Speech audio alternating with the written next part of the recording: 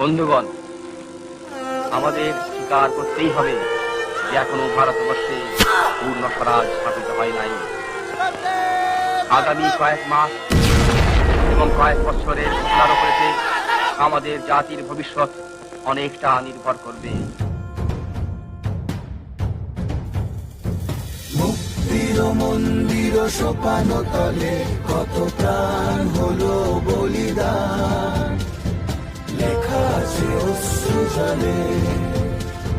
মুক্তির মন্দির সোপান তলে কত প্রাণ হলো বলিদান, লেখা আছে অশ্রু জলে। কত বিপ্লবী বন্ধু রক্তে রাঙা, বন্দিশালার ওই শেকল ভাঙা। কত বিপ্লবী বন্ধুর রক্তে রাঙা, বন্দিশালার ওই শেকল ভাঙা। তারা কি ফিরিবে তারা কি ফিরিবে আজ এই সুপ্রভাতে? যত